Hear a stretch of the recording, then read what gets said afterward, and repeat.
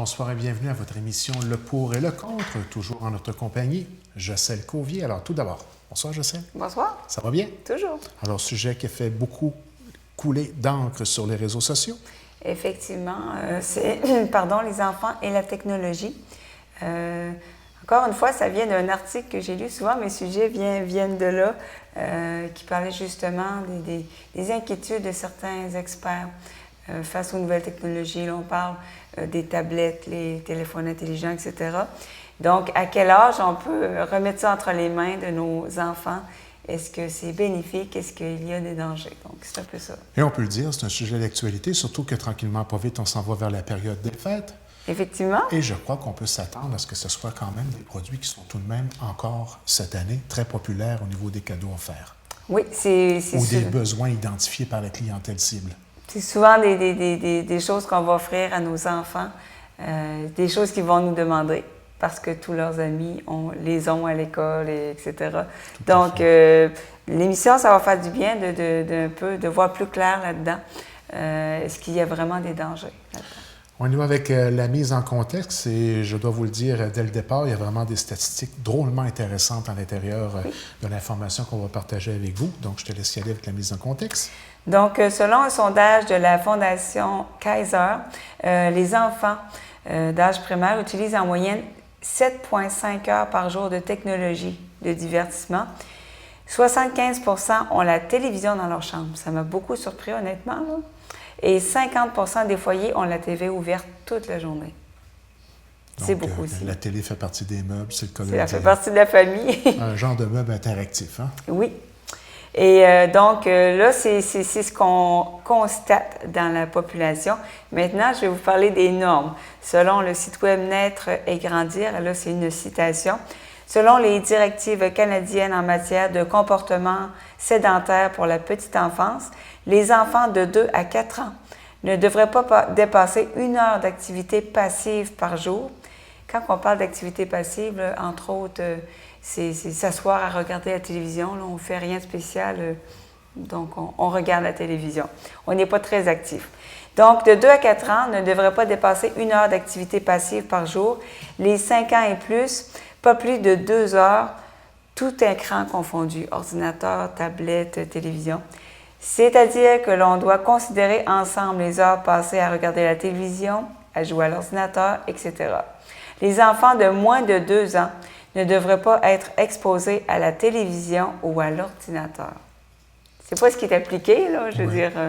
Mais voilà qui fait réfléchir et on peut s'entendre qu'on connaît certainement des gens dans notre entourage, ou même nous, en termes de parents envers nos enfants, on n'a pas nécessairement toujours, en tout cas moi personnellement dans mon cas, respecté les conseils là, qui sont soulignés à l'intérieur du commentaire que tu viens de nous donner. Pas commentaire, mais information. Effectivement, et honnêtement, quand j'ai commencé la recherche, je ne savais pas trop quoi penser de l'utilisation, parce que ce qu'on pointe du doigt beaucoup, là, c'est l'utilisation chez les très jeunes enfants de 2 ans et moins. Oui. On se demande, est-ce que, bon, souvent on va dire, il ne faudrait pas qu'ils soient exposés à la télévision, est-ce que les tablettes, c'est la même chose? Donc, je te laisse poursuivre un peu avec... Et moi, par expérience personnelle, je me suis aperçu que quand on y allait avec des jeunes enfants de moins de 2 ans, il n'y avait pas nécessairement d'enfants qui réagissaient de la même manière. Et moi, j'ai pu constater, et je crois que j'ai eu à vivre ça personnellement, d'être complètement là, hypnotisé là, par la télévision en tant que telle. On voit là, que ça a un impact très grand là, sur attirer l'attention et rendre l'enfant un peu dans un état second lorsqu'il est exposé à cet appareil-là. Oui, notre génération, en tout cas, je peux parler pour moi, quand même, on a tous écouté quand même pas mal la télévision, les jeux vidéo, là, on a un peu goûté à tout ça. On vient complètement... c'est immersif comme expérience, est-ce qu'on pourrait le qualifier? Très bon terme, très bon terme. Donc, on continue avec, encore une fois, la mise en contexte. Certains experts craignent l'impact des nouvelles technologies chez les enfants. Et je crois que c'est grandement appuyé sur des argumentaires qui sont quand même solides. Les technologies remplaceraient les jeux traditionnels et le temps passé dehors, ayant ainsi un impact sur la condition physique, la créativité et l'imagination. Et je dirais, là, si on part de notre jeune âge, âge, on a vraiment, nous, été témoins là, de l'arrivée des consoles jeux vidéo, l'arrivée d'Internet et l'arrivée des tablettes et des ordinateurs. Je pense qu'on est de la génération qui avait vraiment vu l'émergence là, de ce déplacement de loisirs-là et d'activités versus des activités de base qui étaient tout simplement d'aller jouer dehors jusqu'à l'heure du souper. Les parents étaient obligés de nous crier après dehors pour qu'on rentre à l'heure, versus être complètement dans une situation où on est attiré par un écran quelconque, à passer énormément d'heures devant cet écran-là, et ça, souvent, à l'intérieur même du noyau familial, sans que personne ne s'aperçoive de la présence de l'un et de l'autre autour de soi. Oui, et je me souviens, moi, dans mon temps, j'ai quand même 37 ans, dans mon temps, comme tu dis, moi, c'est ça, on passait la journée dehors, on en revenait de l'école, on allait dehors. Quand il faisait noir, nos parents nous disaient « Viens te coucher, viens manger ». Puis, mais déjà, pour nos parents, trouver qu'on n'allait pas autant dehors qu'eux. Oui, parce que ça commençait les jeux vidéo, etc. Oui. Donc, j'ose pas imaginer ce que nos parents doivent penser des jeunes enfants qui sont plugués à la journée. Ah non, c'est rendu... Ils doivent être découragés. Si nous, on l'est un peu... 7,5 heures par jour, c'est beaucoup, là. Imaginez si les enfants passaient ça, ce temps-là à étudier. Hein? Effectivement. Ce serait terriblement brillant. Donc, selon certains pédiatres, l'usage trop important de ces appareils en bas âge serait lié à des problèmes de comportement, un retard de développement social, des troubles de développement du langage, diminution de la mémoire, ah oui, aurait aussi un impact sur la qualité du sommeil, ça, c'est carrément vrai, l'attention et la réussite scolaire, en plus d'augmenter les risques d'hypersexualisation et l'obsession de l'apparence, ah oui. Bien, surtout, peut-être moins à 2 ans, mais reste que le message s'intègre. Oui, c'est ça, à un moment donné, là, à force, on voit dans les publicités, c'est toujours des gens parfaits, le culte de la minceur, de la beauté. Tu as des fillettes de 7-8 ans, là, c'est très présent, là, qui sont très complexées, qui sont à la diète à 7 ans, par eux-mêmes, là, parce qu'elles ne s'aiment pas. Donc, évidemment, on voit ça où, ces messages-là? C'est beaucoup par la télévision, Internet, les publicités, etc. La Société canadienne de pédiatrie indique que la surexposition aux écrans augmente les risques de consommation de tabac, d'alcool, de drogue, la mauvaise nutrition et l'excès de poids. Bien, l'excès de poids, c'est pas difficile à comprendre, hein, parce que les jeunes sont plus sédentaires. Manger devant la télé, hein? On oublie qu'on mange. C'est automatique. Moi, devant la TV, il me faut un bol de chips. Là. C'est pas nécessairement une bonne habitude, mais on dirait que ça vient avec. Mais au niveau du tabac, l'alcool, la drogue, ça m'a surpris. Je ne savais pas qu'il y avait une augmentation si on est surexposé. Là, on ne parle pas de quelqu'un de temps en temps. Souvent, une game de hockey va être axée sur une certaine consommation, soit d'aliments ou de spiritueux ou de bière. Hein. Souvent, c'est vrai. Même la publicité axe sur le genre de party autour du match de hockey entre amis dans le salon avec les ailes de poulet, etc. Ben oui, puis si vous regardez les publicités avec le Super Bowl, hein, c'est beaucoup autour de la bière, là, les publicités. Mm-hmm. Puis les publicités qui ont comme public cible les ados, ça tourne beaucoup autour de la fête. Si on veut les rejoindre. Là. Selon un sondage, la technologie détournerait les enfants de la lecture. 56% des enfants de 6 à 8 ans lisent fréquemment, contre 24% des ados de 15 à 17 ans. D'un autre côté, les technologies contiennent beaucoup de matériel éducatif pouvant aider les enfants. Reste à réussir à avoir une façon productive de filtrer le bombardement d'informations auxquelles les jeunes sont exposés à notre époque. Et je te laisse terminer la mise en contexte.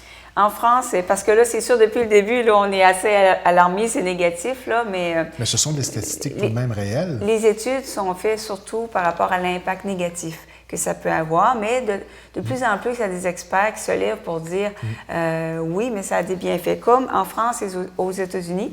Donc, il y a des experts qui sont en faveur de l'utilisation de la tablette par les enfants de moins de 2 ans, à condition qu'elle soit utilisée en présence d'un adulte et à condition qu'elle ne remplace pas les jeux traditionnels, les cubes, casse-tête, etc.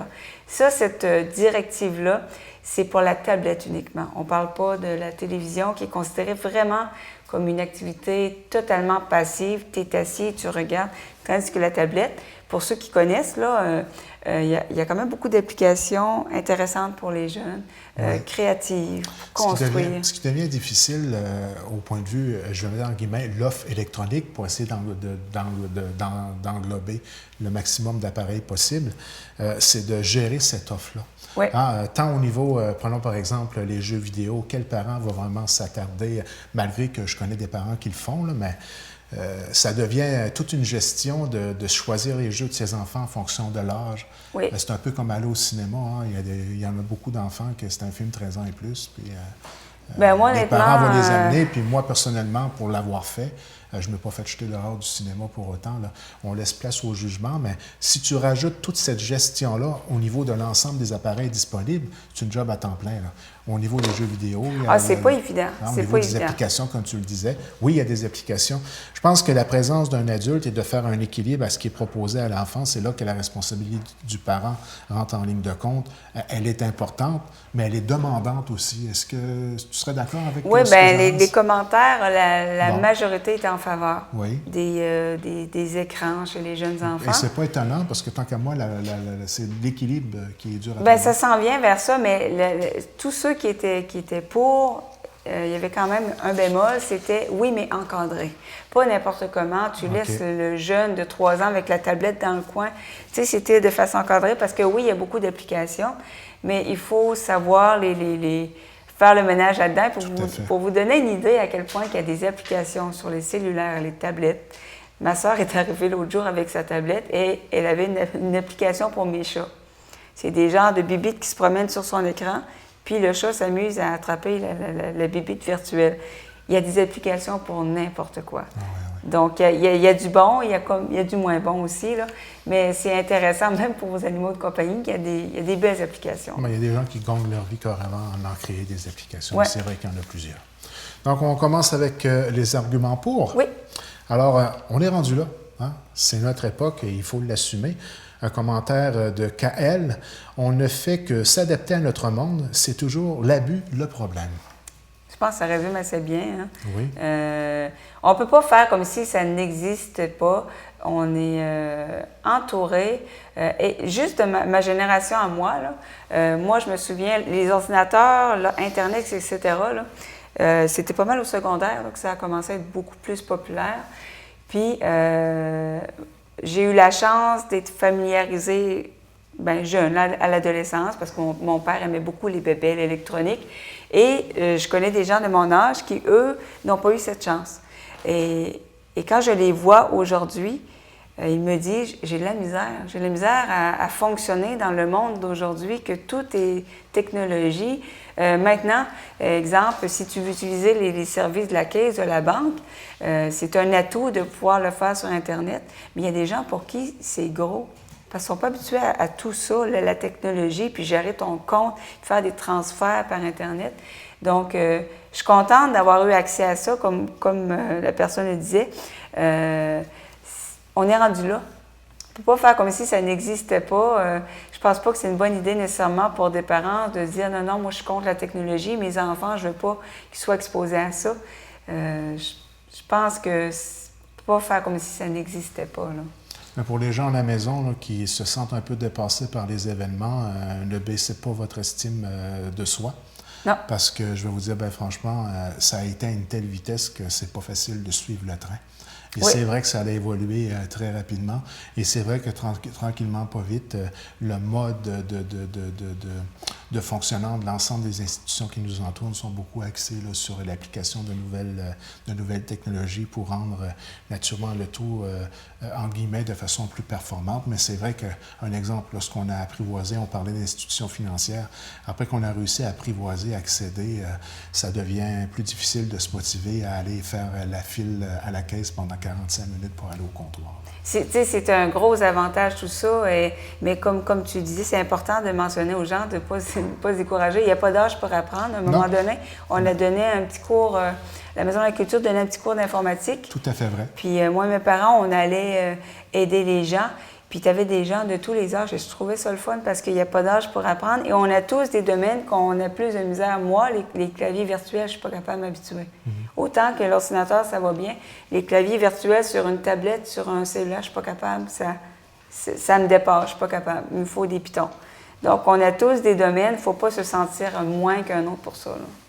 Un commentaire?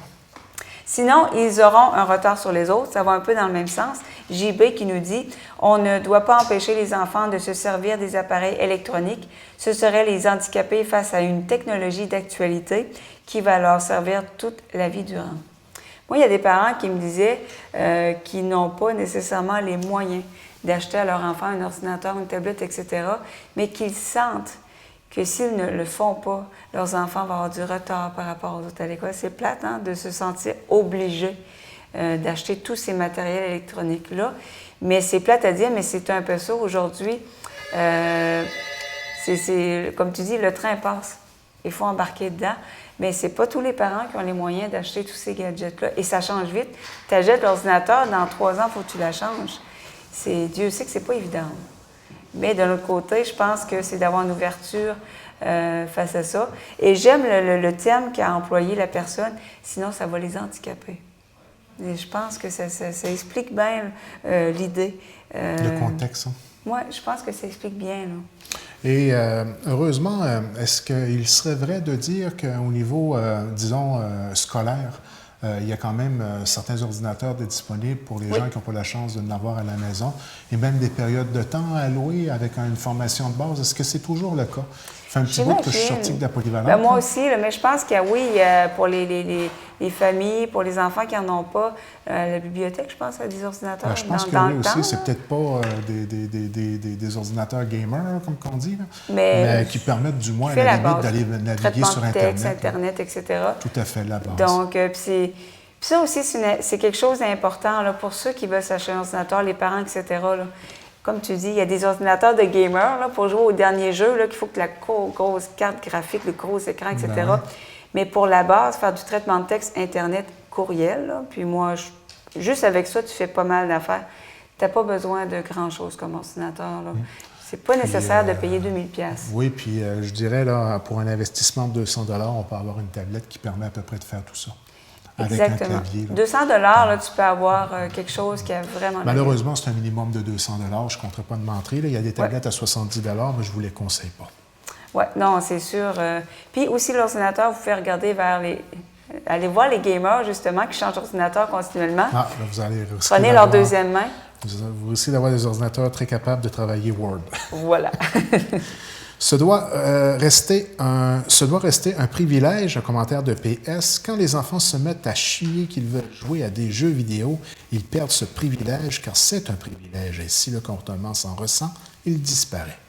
Ça, c'est une maman de 4 enfants qui m'expliquait ça, que là, ces enfants ont le droit de jouer aux jeux vidéo, mais dès qu'elle sent qu'ils chignent, qu'ils veulent jouer plus, qu'il faudrait, etc., ils perdent le privilège. Donc, elle a décidé d'encadrer ça.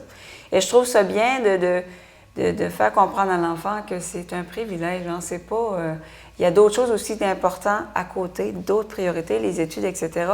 Et ça ne doit pas s'en ressentir. Et le sommeil aussi. Ça, Dieu sait que c'est une des premières choses qui s'en ressent lorsque les enfants abusent des écrans. Alors, encore une fois, on fait référence à un équilibre. Hein? Oui.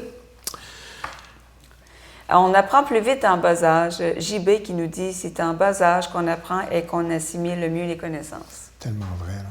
Ça, c'est vrai, entre autres, pour les langues. Dieu sait qu'apprendre une langue à l'âge adulte, c'est plus difficile que pour un enfant, mais c'est faisable. Ça aussi, il n'y a pas d'âge à apprendre une nouvelle langue. Mais c'est surprenant à quel point un enfant, c'est comme une éponge. Hein. Il peut apprendre... Tu as des parents qui vont leur faire apprendre 2, 3 langues en même temps, puis ils vont les apprendre. Un enfant, c'est impressionnant. Donc, moi, je vois, là, déjà, tu sais, je suis quand même familière avec les ordinateurs, ça va bien, mais c'est rien côté de mes nièces, là. Tu sais, ça fait moins longtemps que moi qu'ils sont là-dedans, ils viennent chez nous, je ne peux pas les suivre. Ils sont nés avec ce genre d'appareil-là dans les mains. Exactement, et je vois la différence. Là. Moi aussi. Mes enfants m'ont dépassé à une vitesse vertigineuse. Voilà. Beaucoup de matériel éducatif, un commentaire de MG. Avec modération d'utilisation, les jeux sont très bien faits et aident les jeunes enfants à l'éveil de plusieurs concepts d'apprentissage. Et il est tout à fait vrai que lorsque le jeu est bien choisi et adapté à l'âge de l'enfant, souvent ça va devenir du matériel pédagogique très intéressant. Oui, il y a vraiment, là, il y a des... Entre autres, là, je me souviens, un professeur, là, que lui, fait des applications, il est bon aussi en informatique, et c'est magnifique. Puis même que ces applications, c'est offert un peu partout dans le monde. Je pense que c'est en mathématiques, en tout cas, je me souviens plus, mais pour dire qu'il y a du matériel très bien fait par des professeurs, par des gens, par des experts en la matière. Donc, encore une fois, c'est de faire un peu de faire le ménage. Et en allant sur Internet, de toute façon, les applications sont cotées, les logiciels, etc. On peut avoir des commentaires de d'autres utilisateurs et on peut voir un peu la cote qu'ils ont reçue. Mais aussi, je me souviens avoir lu pour les enfants en difficulté, qui ont de la difficulté à suivre le groupe, le rythme d'une classe. Il paraît qu'il y a des applications pour ces enfants-là, pour les aider plus de façon particulière, selon leurs problèmes. Si c'est un problème de langage, de lecture, bien, il va y avoir des applications spécifiques à ça. Donc, ça peut être intéressant. Et dans certaines classes, je sais qu'on utilise de plus en plus, il y a même des classes que chaque enfant a des tablettes. Donc, on met ça à profit et je pense que c'est intéressant. Il y a beaucoup de matériel éducatif là, qui vaut la peine d'être utilisé. Là. Et le dernier commentaire, je pense, fait référence à cette réflexion-là. Là. Oui. Donc, cas par cas, il y a PS qui nous dit « ça dépend de quel enfant on parle, sa personnalité ». Et ce qu'elle me disait, c'est que sur ces 4 enfants, elle en a un qui a plus de difficulté à gérer son temps d'écran. Et elle me disait, ça va aussi avec sa personnalité, c'est pas juste avec les écrans, peut-être plus de difficulté à gérer beaucoup de choses pour cet enfant-là. Donc, avec cet enfant-là, il faut qu'elle fasse beaucoup plus attention que les 3 autres qui, par eux-mêmes, arrivent à bien se gérer. C'est du cas par cas. Hein, tu sais, être parent, disons, parent des années 2000, oui. On s'entend-tu qu'on ne gère pas le même genre de réalité en tant que parent que dans les années 50, 60, 70, 80 et même 90? Oui. Hein, les enfants sont exposés à beaucoup de choses. Mon grand-père, ma grand-mère, là, la gestion de l'électronique, là. C'est ça. La gestion des poules. Oui. Non, c'est vrai. Moi, ma grand-mère, c'était ça. Ma grand-mère a tout de même 95 ans, mais c'était ça. Là. Il se levait le matin, c'était aller s'occuper des poules, aller donner à manger aux cochons, et là, on est loin d'être là. Non. Ah oui, non, là, ils vont avoir Farmville, puis ils vont avoir une ferme sur Facebook. Non, c'est quand même spécial. Hein? C'est autre chose. Et il ne faut pas... et ça devient un certain défi pour le parent, parce que dans une telle grandeur d'offres qui est proposée à l'ensemble des enfants, comment réussir à se faire, entre guillemets, filtreur de ce qui est bon et ce qui n'est pas bon. Tant qu'à moi, c'est pratiquement... c'est tout un défi d'arriver à gérer ça de façon convenable. C'est un défi pour nous-mêmes là, de gérer tout ce qu'on consomme sur Internet, sur l'ordinateur, donc pour des enfants. Puis si le parent, en plus, n'est pas trop habitué avec les technologies... Puis vous connaissez la vie de fou que les parents peuvent avoir à faire face, étant donné le rythme de la vie d'aujourd'hui. Je dois dire que c'est quelque chose. Hein? Oui, vraiment. On a déjà fait une émission pour le compte Internet, là. C'est sûr qu'en parlant de ce que je viens de parler, je fais beaucoup référence à l'ensemble du contenu qu'il peut y avoir sur Internet, mais même au niveau de l'offre de jeux vidéo, ça m'est arrivé à quelques reprises de regarder mon jeune en train de jouer à un jeu quelconque et de m'apercevoir tout d'un coup qu'il est en train de faire un massacre en plein milieu de la ville de New York avec... non, c'est épouvantable. On est loin de Mario Bros. Là, je me disais, là, ça n'a pas de bon sens. Oui, on est terriblement loin de Donkey Kong puis Mario Bros. Oui, je suis habituée aux petits jeux cute. On a un petit peu une dizaine d'années de différence avec toi. Même pas. On a 5 ans de différence. Ben oui. Ben oui. On y va maintenant avec les arguments contre. Oui. Est-ce qu'il y a eu un équilibre entre les deux ou... C'était beaucoup plus en faveur. Bon, tu vois, on est rendu à une époque où ça commence à être digéré. Hein? Voilà, c'est un peu comme la marijuana. Hein? Oui, c'est ça, les mentalités changent. J'aurais fait la même chose il y a 3 ans. Je suis sûre que les opinions auraient été très différentes. Ça doit certainement être une bonne chose. Soyons oui, il faut évoluer aussi. Allons-y tout de même avec les arguments contre. Est-ce que je débute? Oui. Contribue à la sédentarité, obésité, diabète, nuit à la créativité. Un commentaire de GB. Je suis à la vieille école. Je suis de la vieille école plutôt. Lire, jouer, dehors, créer ses propres jeux, c'était merveilleux. Je pense que ce serait bon pour les jeunes d'aujourd'hui. Mais moi, je pense qu'il a tout à fait raison, le monsieur. Oui, bien en fait, c'est un commentaire d'une personne des États-Unis. Un commentaire en anglais que j'ai traduit. Oui, on commence à avoir des commentaires de partout dans le monde. International. International. Non, mais c'est spécial. Donc, et je trouve ça le fun, vraiment, il y a des commentaires de partout. Et donc, moi aussi, bon, je suis quand même de la vieille école, là. Ben moi, je trouve que les deux sont bons. C'est dans ce sens-là que j'adore son commentaire, là, monsieur. Parce que tant qu'à moi, l'un n'exclut pas l'autre. Est-ce que c'est utopique de ma part de penser comme ça? Parce que je t'avoue que je le pratique, moi, cet aspect-là. Mes enfants jouent aux jeux vidéo, mais des fois, la fin de semaine, on va aller monter le Mont-Saint-Onge de la Percée en famille, une activité à l'extérieur. Bien, le juste milieu est l'idéal. Des fois, il faut travailler sur la motivation, mais on en fait une activité de famille importante et je réussis à les convaincre de venir sans que ça devienne traumatisant pour eux. Là. Oui, puis c'est bien, mais il y a aussi des fois des parents qui me disent ah, j'ai tellement de misère à forcer forcer mon enfant à aller dehors. Le convaincre. À le convaincre, ça paraît mieux. À convaincre mon enfant d'aller dehors, mais ce même parent ne va jamais dehors et est plugué sur la TV toute la journée. Donc, c'est sûr qu'on prêche aussi par l'exemple. Oui, bien ça, c'est important aussi. Mais quand on dit nuit à la créativité, bien, on parle beaucoup de la TV, là, parce que, bon, on s'entend qu'écouter la télévision, c'est pas très créatif. Tu es là, tu regardes, c'est intéressant, on l'écoute tous. La tablette, c'est déjà plus créatif. Et l'ordinateur, par exemple, là, j'ai vu que les jeunes au secondaire, maintenant, ils font du montage vidéo. Ça, je trouve ça le fun. Déjà là, c'est créatif. C'est quelque chose d'intéressant. Donc, nuit à la créativité, c'est sûr que si le jeune ne fait que regarder la télévision, des choses passives, des vidéos sur YouTube, c'est sûr qu'il ne développera pas beaucoup sa créativité. Parce que moi, si je me fie à mon enfance, on en crée tellement des jeux. Entre sœurs, on se mettait là, puis on inventait des jeux, on inventait des règles. Puis ça, c'est important. Les fameux blocs Lego, là, je pense que ça ne se démode pas. C'est important, c'est un rôle important. D'où l'entrée en matière des arguments contre en disant que ça contribue un peu à la sédentarité. Là. C'est un peu à ça qu'on fait référence. Oui. Oui, ça développe la créativité, mais d'être toujours devant un écran pour stimuler le cerveau. Notre corps ne possède pas qu'un cerveau. On a deux bras, deux jambes. Et souvent, ça permet de l'aérer, ce cerveau-là, là, de faire un peu d'activité physique. Puis on demande quoi? Je pense que c'est 30 minutes par jour, 3 fois par semaine. C'est pas énorme, là, l'activité physique. C'est 7,5 heures, la statistique qu'on disait. Oui, mais dans 30 minutes pour faire le tour de l'ordinateur en marchant. Oui, c'est ça, de faire juste de se lever de temps en temps, de se promener dans la maison, au moins un minimum. Ben là, puis, en tout cas, on pourrait faire une émission là-dessus, mais c'est pas trop demandé 30 minutes. Non, c'est parce que c'est immersif comme expérience, on devient pratiquement hypnotisé.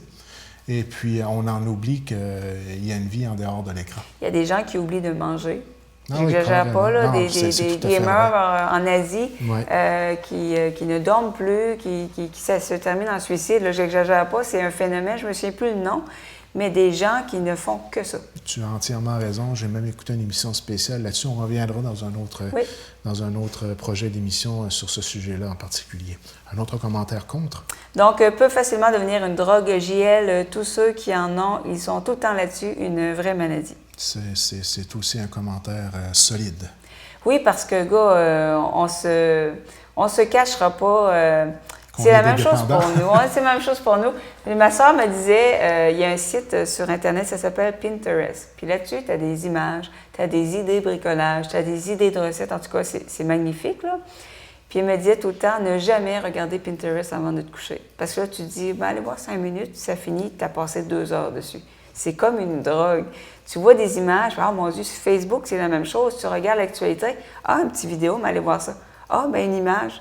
Ça finit plus. Donc, on est pareil, là.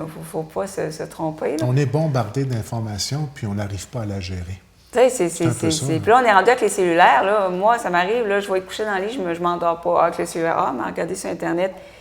C'est partout, c'est tout le temps. Donc, nos jeunes font un peu comme nous, là, dans le fond. Et sauf que pour eux, c'est plus difficile d'apprendre à se gérer et à voir où sont les priorités. Par exemple, les études. Donc, c'est important. Oui, ça peut devenir une drogue très, très facilement. Et maintenant, il existe des groupes de soutien pour les dépendants à Internet, au chat, etc. Donc, c'est pas rien, là. Hein, les arguments contre sont solides cette semaine. Hein? Limite les interactions humaines, encore là, hein, c'est quelque chose que je pense que ça ne prend pas tête à Papineau pour le comprendre. Un commentaire de Kael. Le téléphone portable est un instrument de décommunication. J'ai trouvé ça excellent. De décommunication, excusez-moi. Oui. J'ai trouvé ça excellent. Ben, ça dit tout. Parce que oui, tu sais, un téléphone... on a fait une émission, on parlait de 2 personnes au restaurant, un exemple. Oui.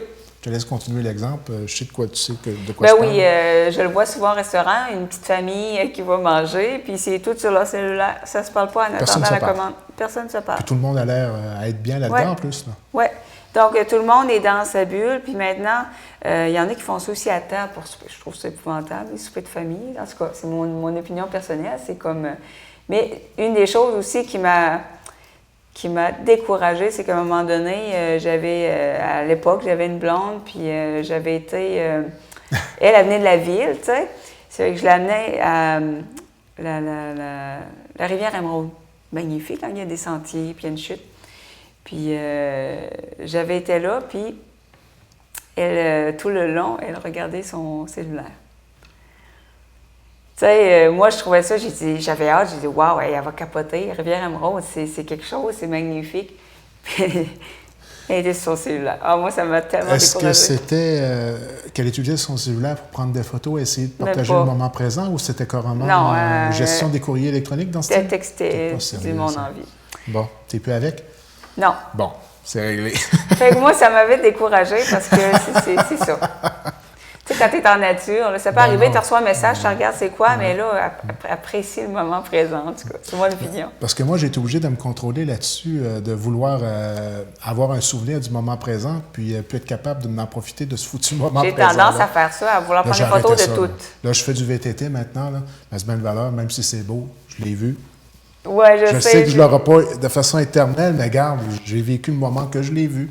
Un méchant job, commencer à sortir le Kodak à tout bout de champ. J'ai de la misère, là, des fois. C'est beau mal posé, mais c'est ça, tu n'apprécies pas le moment présent. Là. Non, ben c'est vraiment vrai.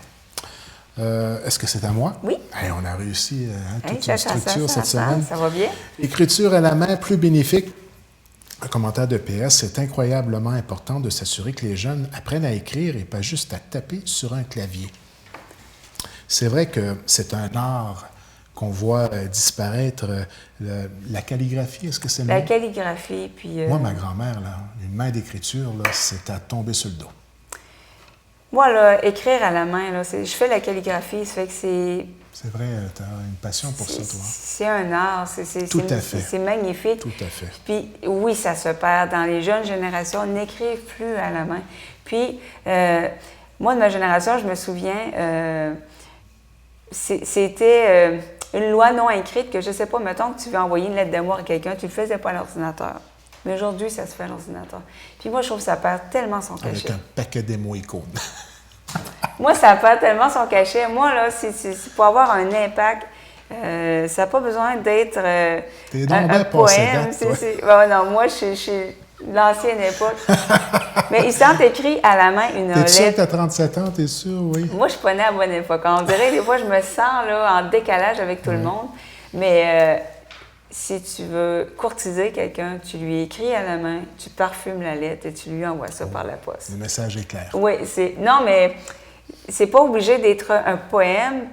Quand même, c'est juste une bonne journée, écrit à la main, puis tu as fait une attention particulière, faire un petit dessin, une petite étampe, je sais pas.